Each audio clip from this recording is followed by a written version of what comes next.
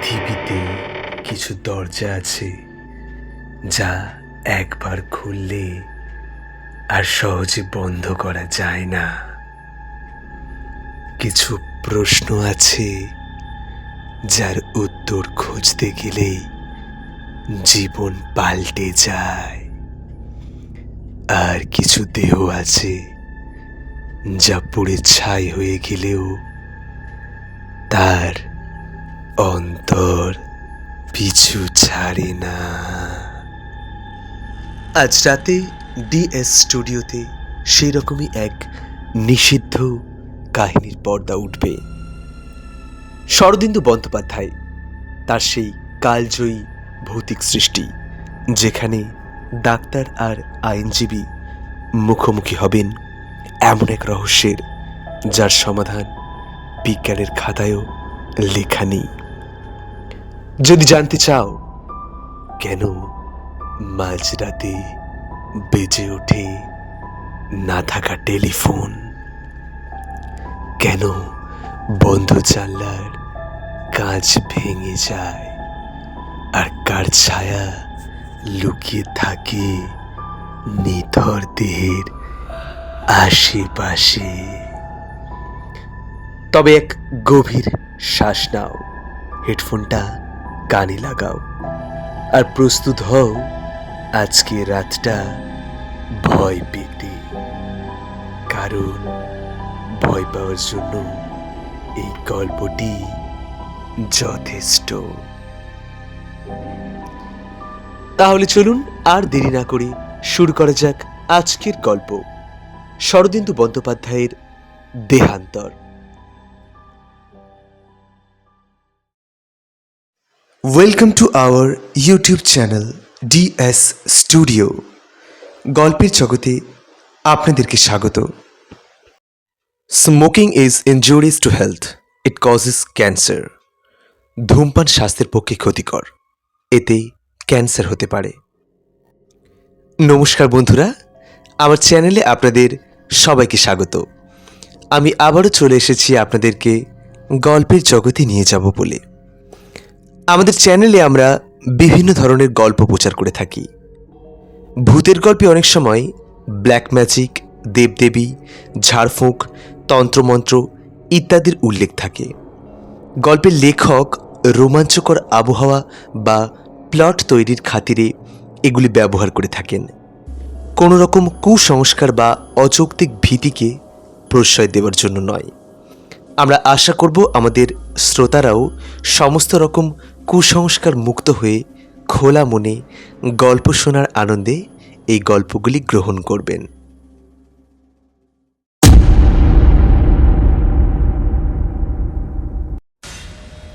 বড়দা বলিল, যারা প্রেতজনিতে বিশ্বাস করে না তাদের জোর করে বিশ্বাস করাতে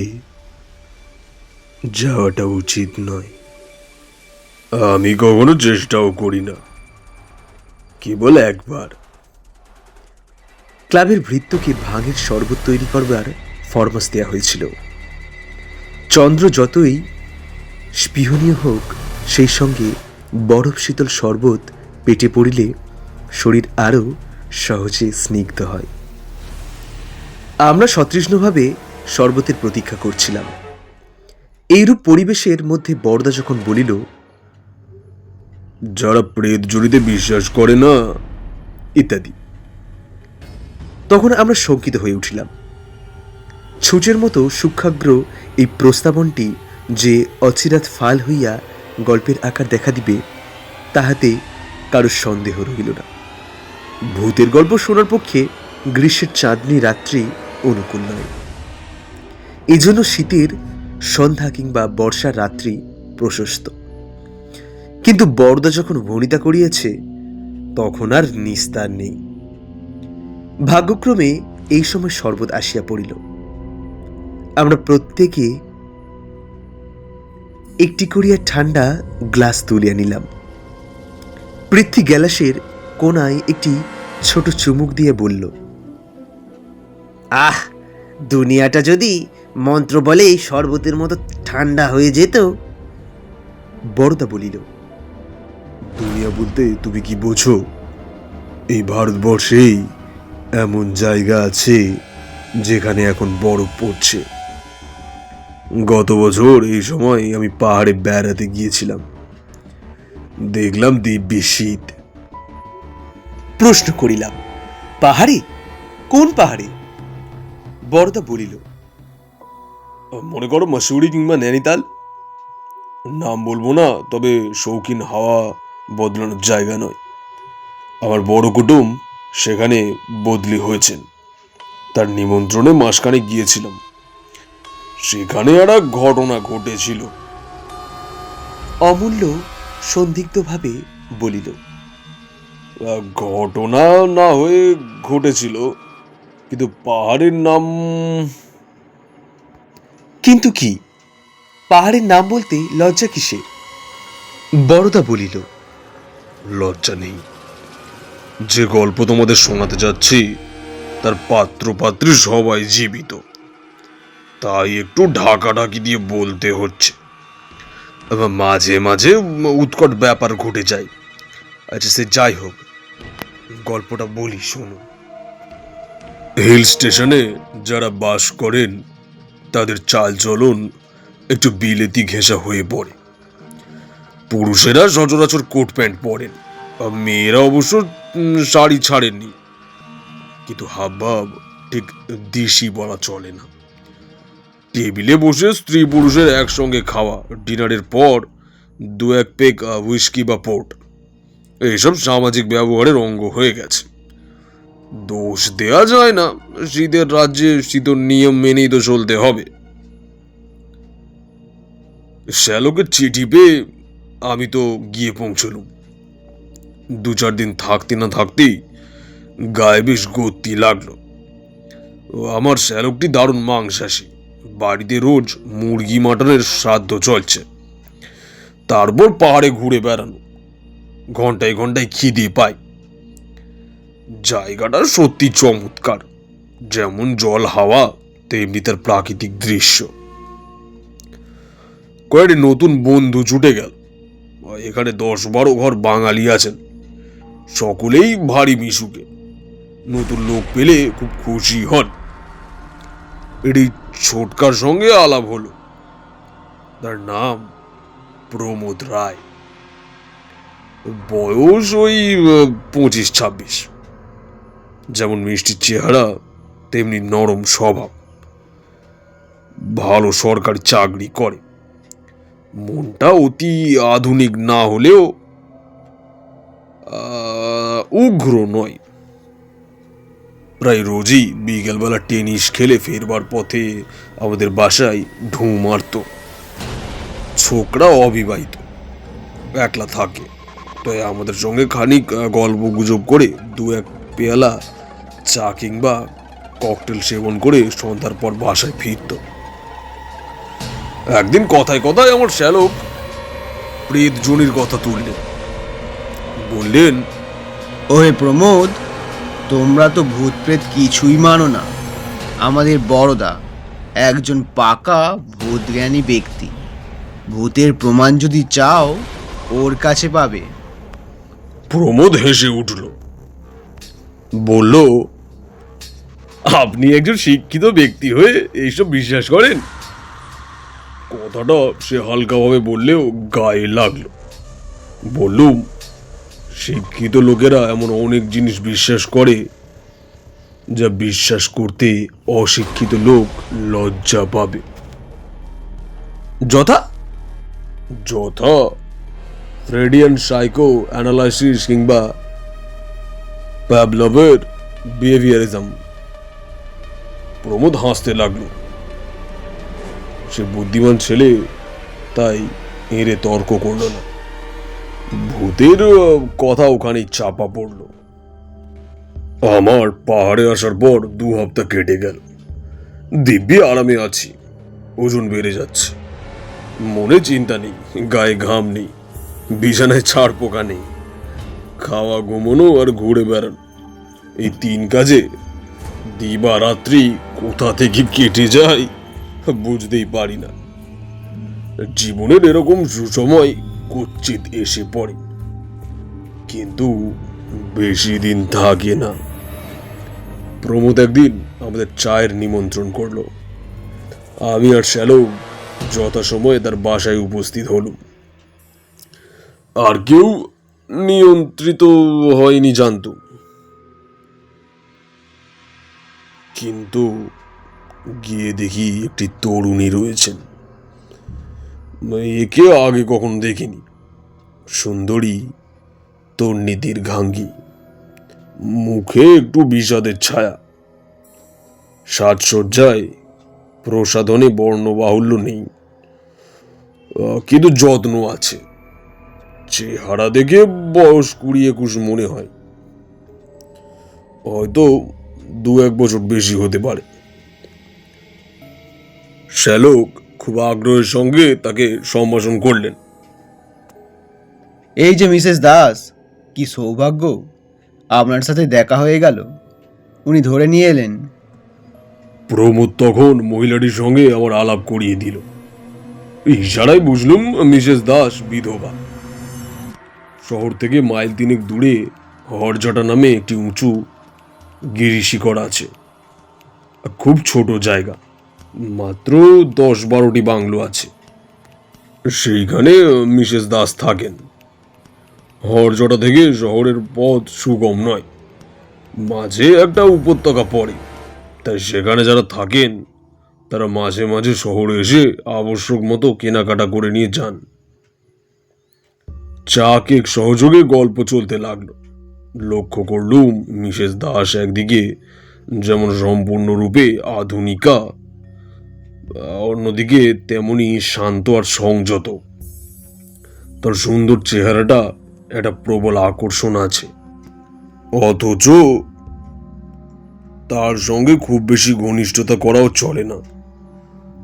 তিনি অত্যন্ত সহজভাবে সকলের সঙ্গে হাসি ঠাট্টায় যোগ দিয়ে দিতে পারেন, কিন্তু তার সঙ্গে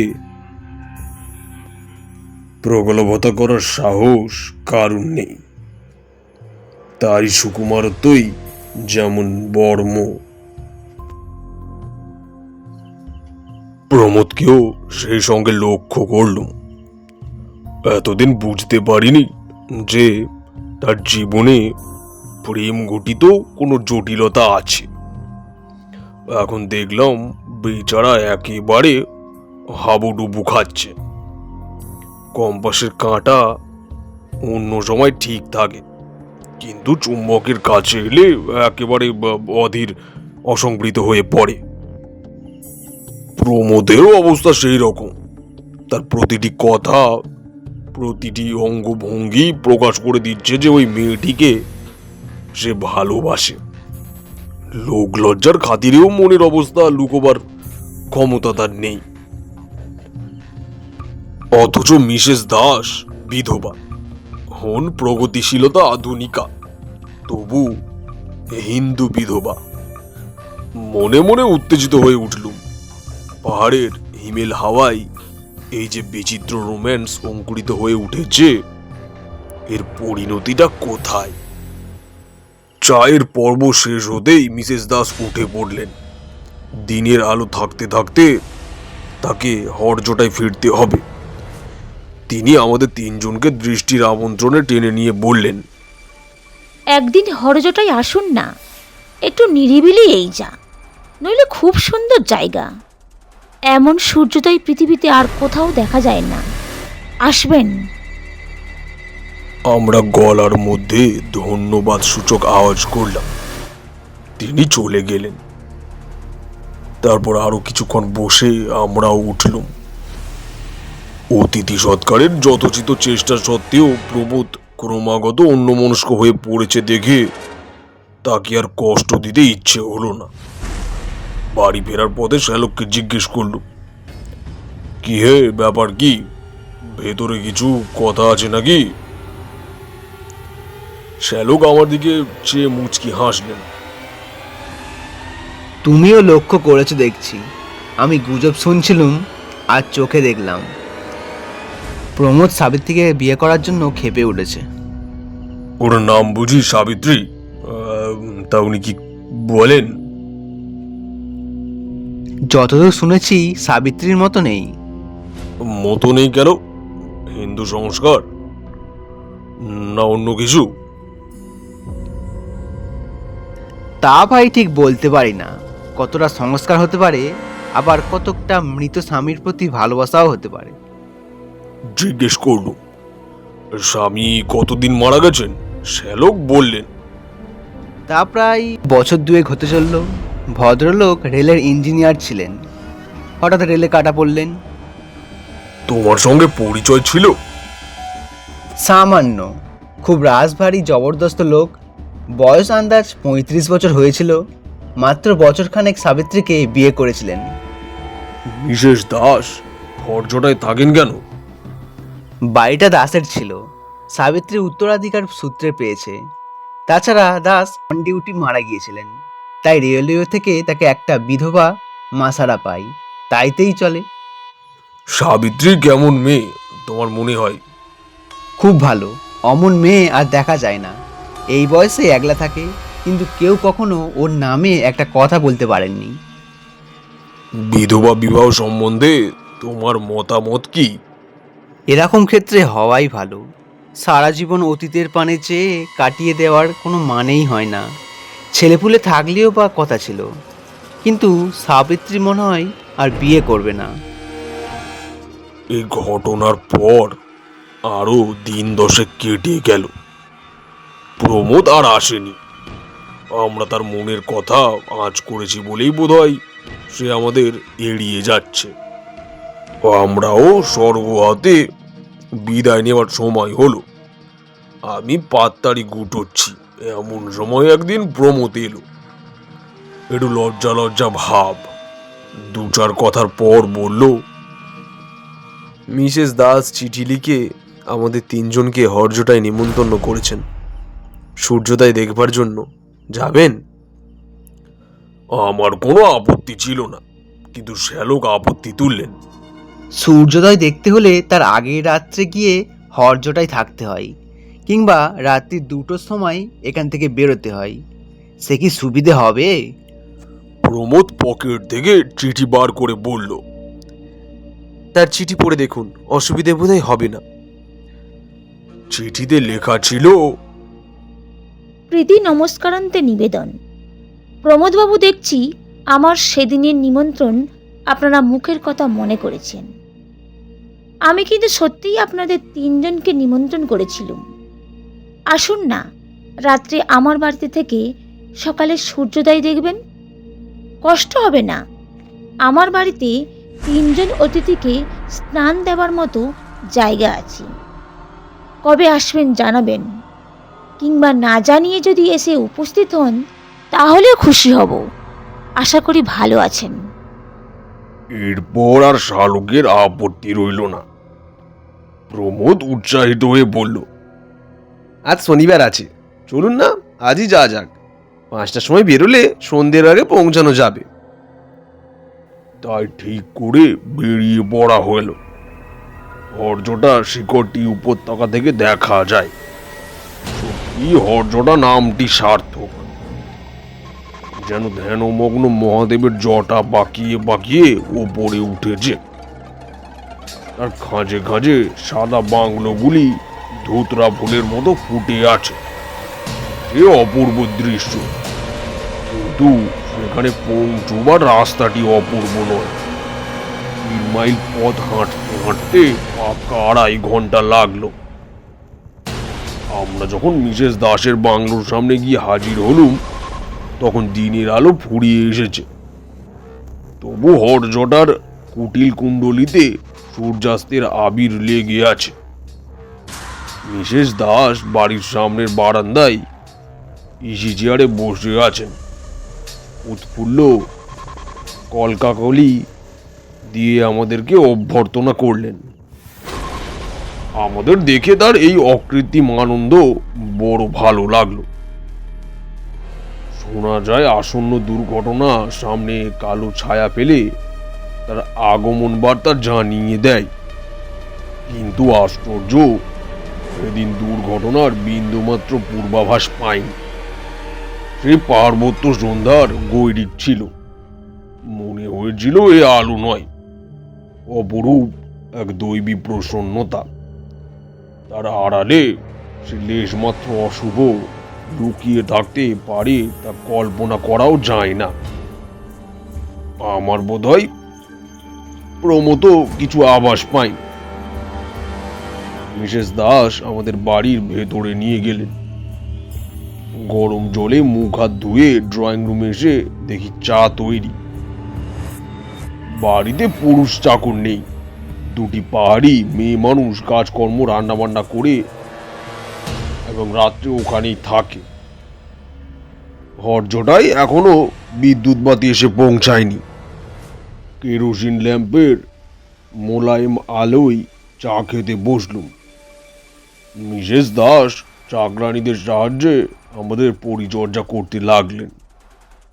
ড্রয়িং রুমের দেয়ালে একটা এনলার্জ করা ফটোগ্রাফ টাঙানো ছিল।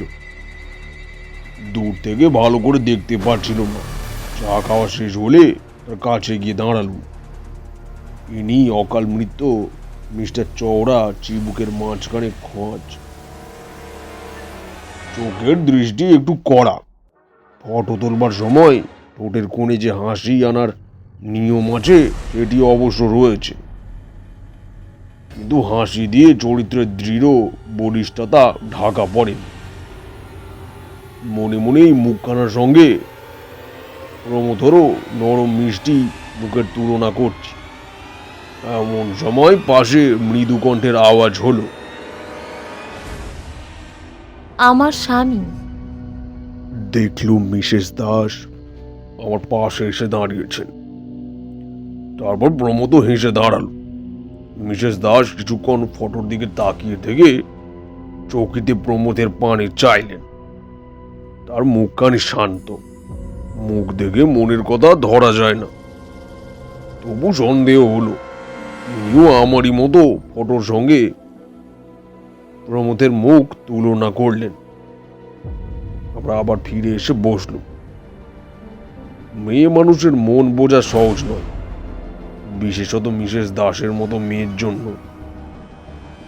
কবি বলেছেন, রমণীর মন সহস্র বর্ষের সখ্য সাধনার ধন। আমি ভাবতে লাগলাম, ইনি প্রমোদকে বিয়ে করতে অস্বীকার করছেন, একথা নিশ্চয় সত্যি। কিন্তু প্রমোদ সম্বন্ধে তার মনে কি কোনো দুর্বলতা নেই? এই যে আজ তিনি আমার মতো একজন অপরিচিত লোককে নিমন্ত্রণ করে এনে, এটা কি শুধুই লৌকিক সহৃদয়তা, না এর অন্তরালে একজন বিশেষ ব্যক্তিকে কাছে পাওয়ার অভিপ্রায় লুকিয়েছিল? প্রমোদর অবস্থা বর্ণনা করা নিষ্প্রয়োজন। সেদিন যেমন দেখছিলুম আজও ঠিক তাই। চুম্বকাবিষ্ট কম্পাসের কাঁটা, অন্য কোনো দিকেই তার লক্ষ্য নেই। ক্রমে রাত্রি হলো। উত্তর দিক থেকে একটা খুব ঠান্ডা হাওয়া উঠে মাথার উপর দিয়ে ঝাঁসায় শব্দ হতে লাগলো। রান্না বান্না হতে স্বাভাবিকভাবেই একটু দেরি হলো। আমরা রাত্রির খাওয়া শেষ করে যখন উঠলুম তখন প্রায় 11টা বাজে। মিসেস দাস বললেন,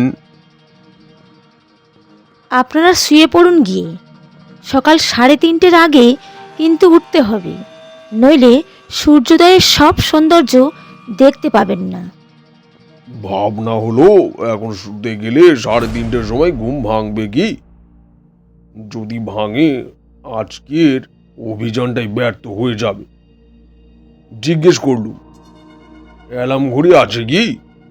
মিসেস দাস বললেন, না, কিন্তু সেজন্য ভাববেন না, আমি ঠিক সময়ে আপনাদের তুলে দেব। শ্যালক বললেন, কিন্তু আপনার যে ঘুম ভাঙবে তার ঠিক কি? মিসেস দাস একটু হেসে বললেন, আমি ঘুমোবো না, এই ঘন্টা বই পড়ে কাটিয়েই দেব, আমার অভ্যেস আছে। অবাক হয়ে চেয়ে রইলুম। আমরা ঘুমবো আর ভদ্রমহিলা সারা রাত জেগে থাকবেন? হঠাৎ প্রমোদ তার দিকে এগিয়ে গিয়ে বলল, তাহলে আমিও জেগে থাকি। আমাদের দিকে চেয়ে বলল, আপনারা শুয়ে পড়ুন। আমার মন কিন্তু এ প্রস্তাবে সায় দিল না। আমরা দুজন বয়স্ক ব্যক্তি ঘুমোবো, আর এই দুটি যুবক যুবতী সারা রাত্রি একত্র থাকবে। শ্যালক সমস্যা ভঞ্জন করে দিয়ে বললেন, তবে আমরা সকলেই জেগে থাকি না কেন? আমার আবার নতুন জায়গায় সহজে ঘুম আসে না। এমনিতেই হয়তো চোখ চেয়ে আটকাতে যাবে। আমি বললাম, আমারও ঠিক তাই। মিসেস দাস আপত্তি করলেন, কিন্তু আমরা শুনলাম না। ড্রয়িং রুমে বেশ জুত করে বসা হলো। 4 ঘন্টা দেখতে দেখতে কেটে যাবে। শ্যালক প্রস্তাব করলেন, তাস খেলা যাক। কিন্তু বাড়িতে তাস ছিল না বলে তার হলো না। প্রথমে খুব উৎসাহের সঙ্গে আরম্ভ হয়েছিল। ঝিমিয়ে ঝিমিয়ে গল্প চলছে। মিসেস দাস একটি হেলান দেওয়া চেয়ারে শুয়েছেন। শ্যালক সোফার লম্বা হয়ে সিগারেট টানছেন। আমিও একটা গদি মোড়া চেয়ারে গুটিসুটি হয়ে বেশ আরাম অনুভব করছি।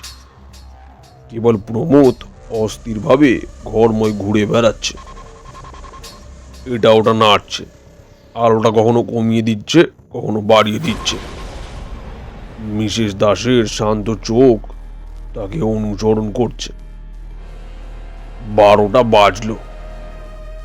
শ্যালক উঠে বসলেন। সিগারেটের দগ্ধ প্রান্তটুকু অ্যাস্ট্রের ওপর রেখে বললেন, আচ্ছা মিসেস দাস, আপনি এ বাড়িতে একলা থাকেন? আপনার ভয় করে না? মিসেস দাস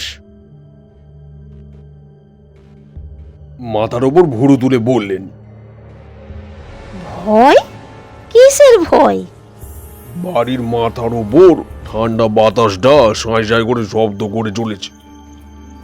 আমি একটা হাই চাপা দিয়ে বললুম, মানে ভূতের ভয়। প্রমোদ মিস্টার দাসের ফটোগ্রাফের সামনে দাঁড়িয়ে বিরাগ ভরা চোখে তার দিকে তাকিয়েছিল। আমার কথা মনে শুনে চকিত হয়ে ফিরে চাইল। তারপর আমাদের মধ্যে এসে দাঁড়ালো, বিদ্রুপ করে বলল, ভূতের ভয়? সে আবার কি? ভূত বলে কিছু আছে নাকি? বড়দাদাবুর যত কুসংস্কার। মিসেস দাসকে জিজ্ঞেস করলুম, আপনারও কি তাই মত? তিনি একটু চিপ করে থেকে বললেন, পরজন্ম আমি বিশ্বাস করি, কিন্তু ভূত কি জানি। প্রমোদ জোর গলায় বলে উঠল, ভূত নেই। ভূত শব্দের যে অর্থই ধর, ভূত থাকতে পারে না। আছে শুধু বর্তমান আর ভবিষ্যৎ। এই কি যথেষ্ট নয়? তার মুখের পানে তাকালুম। মুখখানা লাল হয়ে উঠেছে। প্রমোদ নরম স্বভাবের মানুষ। তাকে এত বিচলিত কখনো দেখিনি। যেন সাবিত্রীকে একটা কথা বলবার জন্য তার প্রাণে প্রবল আবেগ উপস্থিত হয়েছে, অথচ আমাদের সামনে বলতে পারছে না। শ্যালকও ব্যাপারটা বুঝতে পেরেছিলেন। তিনি বললেন, বর্তমান আর ভবিষ্যৎ যদি থাকে, তবে ভূতও থাকতে বাধ্য। আমাদের সকলের জীবনেই অতীত আছে, সেইটাই ভূত। তোমরাও ভূত আছে প্রমোদ। তাকে এড়ানো সহজ নয়। তবে মরা মানুষের সঙ্গে আমাদের তফাৎ এই যে, মরা মানুষের সবটাই ভূত। আমাদের কিছুটা বর্তমান আর ভবিষ্যৎ আছে। শ্যালক যে ভূত কথাটায় দুরকম অর্থ নিয়ে লোফালুপি করছেন, প্রমোদ তা বুঝল না। তার তখন রোগ চেপে গেছে। সে হাত নেড়ে বলল, ওসব হেয়ালি আমি বুঝি না। মৃত্যুর পর আত্মা যে বাঁচে তা প্রমাণ করতে পারেন? শ্যালক হেসে বললেন, আমি কিছুই প্রমাণ করতে পারি না। প্রেতজনী সম্বন্ধে বড়দা খবর রাখে, ওকে জিজ্ঞেস করো। আমি দেখলুম এবং বললাম, দেখুন প্রমোদ বাবু, যে লোক জেগে ঘুমোয় তাকে জাগানো যায় না। আপনিও যদি বিশ্বাস করবেন না বলে বদ্ধপরিকর হয়ে থাকেন, তাহলে আপনাকে বিশ্বাস করানো কারোর সাধ্য নয়। তবে এইটুকু বলতে পারি, অনেক বৈজ্ঞানিক, বুদ্ধিসম্পন্ন, প্রতিভাবান লোক প্রেতজনিতে বিশ্বাস করেছেন, যথা William Crookes, Oliver Lodge, Conan Doyle. Pramod মুখ শক্ত করে বলল, আমি বিশ্বাস করি না। যদি প্রমাণ করতে পারেন তো প্রমাণ করুন, নইলে কেবল কতগুলো বিলিতি নাম আউড়ে আমাকে কাবু করতে পারবেন না। একটু রাগ হলো। বললুম, বেশ, বিশ্বাস করা না করা আপনার ইচ্ছে, কিন্তু চেষ্টা করে দেখতে দোষ কি? মিসেস দাস, আসুন, প্ল্যান চেট করা যাক। তিনি একটু শঙ্কিত হয়ে বললেন, প্ল্যানচেট? ভূত নামাবেন? বললুম, প্রমোদ বাবুর অবিশ্বাস ভাঙবার তো আর কোনো উপায় দেখি না। তবে আপনার যদি ভয় করে তাহলে কাজ নেই। তিনি বললেন, না, ভয় করবে না। চকিতে একবার প্রমোদের দিকে তাকিয়ে বললেন, বেশ তো, করুন না। আর কিছু না হোক, সময় তো কাটবে। কি চাই বলুন? বললুম, বেশি কিছু নয়, শুধু একটা তেপায়া টেবিল হলেই চলবে। ছোট একটা তেপায়া টেবিল ঘরেই ছিল। আমি তখন দু চার কথায় প্ল্যানচেটের প্রক্রিয়া বুঝিয়ে দিলাম। তারপর আলোটা কমিয়ে দিয়ে চারজনের টেবিল ঘিরে বসা গেল। শ্যালক প্রশ্ন করলেন, কাকে ডাকা হবে? আমি বললুম, যাকে ইচ্ছা ডাকা যেতে পারে, তবে এমন লোক হওয়া চাই যাকে আমরা সবাই চিনি, অন্তত যার চেহারা আমাদের সকলের জানা আছে। আমরা যেখানে বসেছিলাম তার অল্প দূরেই মিস্টার দাসের ছবি দেয়ালে টাঙানো ছিল। প্রমোদ বসেছিল ছবিটির দিকে পিঠ করে, আর মিসেস দাস ছিলেন তার সম্মুখে। মিসেস দাস ছবির পানে চোখ তুললেন। সঙ্গে সঙ্গে আমাদের চোখও সেই দিকে ফিরল। অল্প আলোতে ছবিটা সমস্ত দেখা যাচ্ছে না, কেবল মুখখানা স্পষ্ট হয়ে আছে। মিসেস দাস ছবি থেকে চোখ নামিয়ে আমার পানে চাইলেন। তার চোখের প্রশ্ন বুঝে আমি বললুম, হ্যাঁ, ওকেই ডাকা যাক। আমি যদিও ওকে দেখিনি, তবু ছবিতেই কাজ চলবে। সকলে চোখ বুঝে মনে মনে ওর কথা ভাবুন। আঙুলে আঙুলে ঠেকিয়ে টেবিলের উপর হাত রাখা হলো। তারপর আমরা চোখ বুঝে মিস্টার দাসের ধ্যান শুরু করে দিল। প্ল্যানচেটের টেবিলে যখন প্রেতজনির আবির্ভাব হয় তখন টেবিলটা নড়তে থাকে। মনে হয় টেবিলে মরা কাঠে প্রাণ সঞ্চয় হয়েছে। তার ভেতর দিয়ে একটি স্পন্দন বইতে থাকে।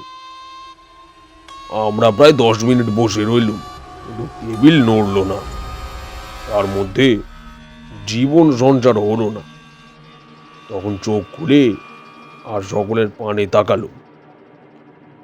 প্রমোদকেই দেখেই বুঝলুম প্রেতের আবির্ভাব হয়েছে। টেবিলের উপরে নয়, মানুষের উপর। এমন মাঝে মাঝে হয়। তার মুখটা বুকের উপর ঝুলে পড়েছে, ঠোঁট দুটো নড়ছে, মুখের চেহারা কেমন যেন বদলে গেছে। প্রেতের উদ্দেশ্যে প্রশ্ন করলুম, কেউ এসেছেন কি? প্রমোদ আস্তে আস্তে মুখ তুলল। তারপর টকটকে রাঙা চোখ খুলে মিসেস দাসের দিকে এক দৃষ্টে চেয়ে রইল। আমি হাত বাড়িয়ে আলোটা উজ্জ্বল করে দিলুম। এতক্ষণে প্রমোদর মুখ ভালো করে দেখা গেল। তার মুখ দেখে আমি ভয় পেয়ে গেলুম। কঠিন হিংস্র মুখ, ক্রূর চোখ দুটো জল জল করছে। চোখের দৃষ্টি প্রমোদর দৃষ্টি নয়, যেন তার চোখের ভিতর দিয়ে অন্য একজন উঁকি মারছে। মিসেস দাস সম্মোহিতের মতো তার পানে চেয়েছিলেন। হঠাৎ প্রমোদ উগ্র কণ্ঠে বলে উঠল, সাবিত্রী! তার গলার আওয়াজ সমস্তটাই বদলে গেছে। মিসেস দাসের চোখ বিস্ফারিত হতে লাগলো, তার ঠোঁট দুটি খুলে গেল।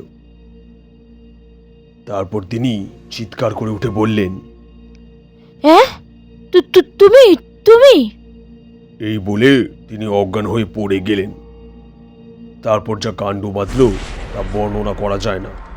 প্রমোদ লাফিয়ে উঠে দাঁড়ালো, তার মুখ দিয়ে ভেনা বেরোচ্ছে। আমি তাকে ধরতে গেলুম, কিন্তু আমার সাধ্য কি তাকে ধরে রাখি? তার গায়ে অসুরের শক্তি। আমাকে এক ঝটকায় দূরে সরিয়ে দিয়ে সে সাবিত্রীর অজ্ঞান দেহটার উপর ঝাঁপিয়ে পড়ল।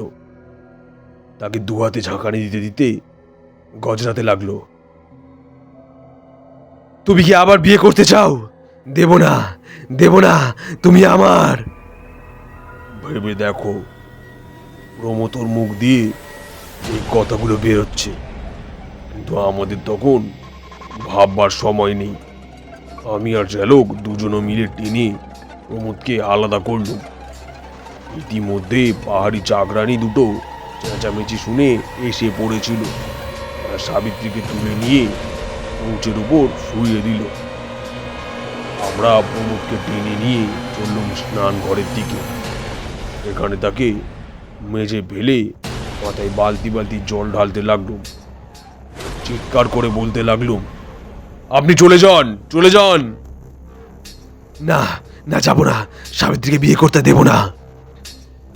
দাঁত ঘষে ঘষে প্রমোদ বলতে লাগলো। আমরা আরো জল ঢালতে লাগলুম। ক্রমেই তার গলার আওয়াজ জড়িয়ে এলো, হাত পা ছোড়াও বন্ধ হলো। আধ ঘন্টা পর দুজনে মিলে তাকে চ্যাংদোলা করে নিয়ে একটা বিছানায় শুইয়ে দিলুম। তখন তার গায়ে আর শক্তি নেই, তবু বীজ বীজ করে বকছে,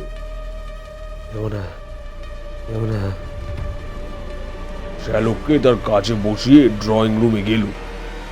দেখি মিসেস দাসের জ্ঞান হয়েছে। আমাকে দেখে তিনি ভয়ার্ত কণ্ঠে কেঁদে উঠলেন। এ কি হলো বড়দা বাবু, এ কি হলো? মেয়েদের মনে অন্তরতম কথা যখন প্রকাশ হয়ে পড়ে, তখন তাদের ভয়ের অন্ত থাকে না। কান্নাই তখন একমাত্র আবরণ। আমি মিসেস দাসের পাশে বসে তাকে যথাসাধ্য ঠান্ডা করবার চেষ্টা করলুম।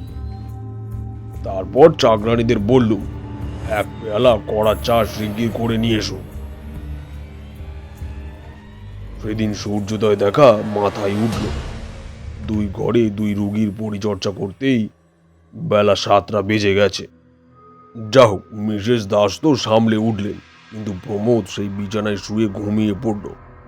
কিছুতেই তার ঘুম ভাঙে না। জোর করেও ঘুম ভাঙাতে সাহস হলো না। আবার হয়তো বিদঘুটে কাণ্ড আরম্ভ করে দেবে। এদিকে বেলা বেড়ে যাচ্ছে। আমাদের আজ ফিরে যেতেই হবে, নইলে অনেক হাঙ্গামা। বেলা 1টা পর্যন্ত প্রমোদর ঘুম ভাঙল না। তখন আমরা উদ্বিগ্ন হয়ে উঠলুম। ভাগ্যক্রমে একজন বৃদ্ধ ডাক্তার হরজটায় বাস করতেন, তাকে ডাকা হলো। তিনি পরীক্ষা করে বুঝলেন বুকে একটু ঠান্ডা বসেছে, বিশেষ কিছু নয়, কিন্তু আজের বিছানা থেকে ওঠা চলবে না। আমরা কাতর চোখে মিসেস দাসের পানে চাইলুম। তিনি এতক্ষণে সম্পূর্ণ স্বাভাবিক অবস্থায় ফিরে এসেছেন। বললেন, প্রমোদ বাবু, আজ এখানেই থাকুন। আপনারা যদি নিতান্তই না থাকতে পারেন। শ্যালক অত্যন্ত প্রস্তুত হয়ে বললেন, দেখুন, যাওয়া খুবই দরকার, কিন্তু আমরা না থাকলে আপনার যদি কোনো লজ্জার কারণ হয়। মিসেস দাস বললেন। সেজন্য ভাববেন না। বৃদ্ধ ডাক্তার আমাদের কথা শুনছিলেন। তিনি উঠে বললেন, ভাবনার কি আছে, আমি তো কাছেই থাকি। আমি না হয় রাত্রে এসে সাবিত্রীর মার বাড়িতে থাকবো।